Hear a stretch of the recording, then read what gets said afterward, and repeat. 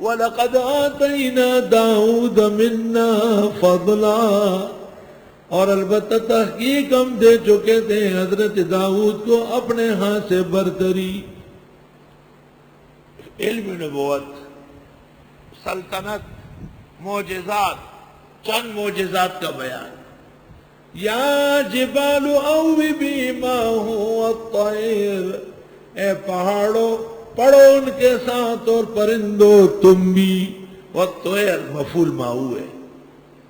وَأَلَنَّا لَهُ الْحَدِيدَ، اور ہم نے نرم کیا ان کے لیے لوہا۔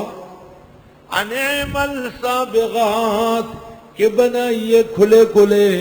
وَقَدِّرْ فِي السَّرْدِ، اور پیمائش رکھے کڑیوں میں۔ وَعَمَلُوا صَالِحًا، عمل کرو نیک۔ إِنِّي بِمَا تَعْمَلُونَ بَصِيرٌ، میں تمہارے اعمال کو دیکھ رہا ہوں۔ حضرت داؤد کو لوہا نرم تھا، حضرت لوہے کو ہاتھ لگا لیتے وہ موم کی طرح نرم ہو جاتا، آپ آرام سے انہیں موڑ کے کڑے لگاتے، کڑے پر کڑا جنگی قمیص تیار ہو جاتی۔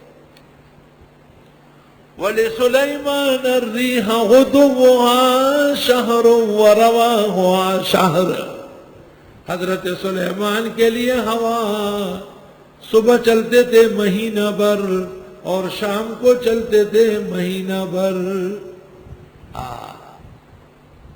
امام حسن بصری نے کہا ہے کہ حضرت سلیمان دوپہر کو دمشق میں ہوتے تھے، ناشتہ استخر میں کرتے تھے، عصر کابل میں گزارتے تھے، مغرب کو بیت المقدس آ جاتے، اور کبھی کبھی عشاء کی نماز بیت اللہ میں پڑھ لیتے۔ ایک دن میں پورے جہان کا چکر لگا لیتے۔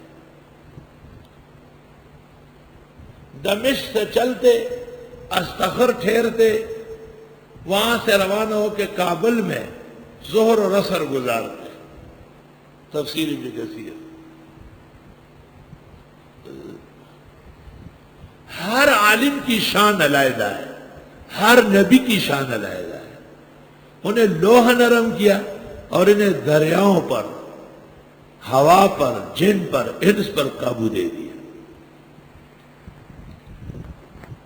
وَأَصَلْنَا لَهُ عَيْنَ الْقِطَرِ، اور بہائے ہم نے سلیمان کے لیے چشمے تانبے کے، زمین سے تانبا اگلنے لگا۔ وَمِنَ الْجِنِّ، اور بعض جنات، مَن يَعْمَلُ بَيْنَ يَدَيْهِ، جو کام کرتے تھے حضرت کے آگے، بِإِذْنِ رَبِّهِ، اللہ کے حکم سے۔ یہ طاقت سلیمان کو اللہ نے دی۔ وَمَن يَزِغْ مِنْهُمْ عَنْ أَمْرِنَا، جو ٹیڑھا چلے ان میں ہمارے کہنے سے، کوئی جن بات نہ مانے، نُزِقْهُ مِنْ عَذَابِ السَّعِيرِ، چکا دیں گے ہم اس کو سخت عذاب۔ اب بھی عامل جب جن کو پابند کرتا ہے تو اس کو کہتے ہیں تخت سلیمانی کی قسم کھاؤ کہ آئندہ نہیں آؤ گے۔ وہ بڑا شور کرتا ہے کہ میں نہیں کھاتا، تخت سلیمانی کی قسم کھائی اور پھر آیا، اس کی ہڈیاں گل جاتی ہیں، سوراخ ہو جاتی ہیں۔ تخت سلیمانی کی قسم کھائی، پھر شرارت کی، اور جنات پکڑ کے دہ مارتے، اس کو ٹھا مارتے، اسے سلیمان کی بےعزتی کرتے بغیرت۔ ہاں کب کے گزرے، شان باقی۔ ہمارے پیغمبر نے جو بخاری میں جن پکڑا تھا، فرمایا میری خواہش ہوئی مسجد نبوی کے ستون سے باندھوں اور صبح مدینہ کے بچے اس سے کھیلے، لیکن میرے بھائی سلیمان کی دعا یاد آئی۔ یہ ان کی خصوصیت ہے، میں نے دھکا دے کے چھوڑ دیا۔ یعملون لہ، جنات کام کرتے تھے سلیمان کے لیے، ما یشاء، جو وہ چاہتے، من محاریبا، بڑے بڑے کمروں میں سے، وتماثیلا، اور مورتیوں میں سے، جیسے پہاڑ کی مورتی بنائی، پل بنایا، درخت بنایا، یہ سارے چیزیں۔ وجفان، اور لگن ٹب، کل جواب، جیسے بڑا تالاب ہو۔ وقدور الراسیات، اور دیگ بھاری بھر، بڑی بڑی دیگیں بناتے تھے، بڑے بڑے لگن بنتے تھے۔ اعملوا آل داؤد شکرا، کرو داؤد کے گھرانے شکر، وقلیل من عبادی الشکور، بہت کم بندے شکر کرتے ہیں۔ فلما قضینا علیہ الموت، جس وقت ہم نے فیصلہ کیا سلیمان کے بارے میں موت کا، سلیمان علیہ السلام بیت المقدس بنا رہے تھے، جنات اور دیو لگے ہوئے تھے، پہاڑ توڑ توڑ کے لگا رہے تھے، حکم آیا کہ وقت پورا ہے۔ حضرت نے کہا مولا عز و جل سلام کو پر، لیکن کام رہ جائے گا، میں کام میں کرا دوں گا۔ سلیمان نے حکم دے دیا جہاں نگرانی کے لیے آ کے بیٹھتے۔ حضرت کی عادت تھی کرسی پر بیٹھ کر اور لاٹھی پر اس طریقے سے سہارا لے رہے تھے،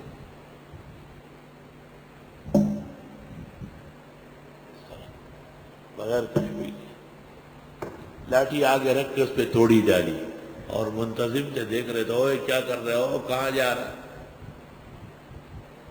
اس دوران حضرت سلیمان کے چاروں طرف جنات کو کہا گیا، انہوں نے شیشے کی عمارت کھڑی کر دی اور حضرت اندر بیٹھے رہے، اور جنات دوڑے دوڑے دوڑے رات دن دوڑ رہے، کام مکمل ہو گیا۔ جس وقت ہم نے فیصلہ کیا ان کے بارے میں موت کا، مر گئے۔ ما دلہم علی موتہ، نہیں بتایا ان کو موت کے بارے میں، الا دابۃ الارض، مگر زمینی کیڑے نے، اور لاٹھی کا جو حصہ زمین پہ لگا تھا وہاں کیڑا پڑ گیا، دیمک لگ گئی، وہ گھس گئی، آگے بڑھی۔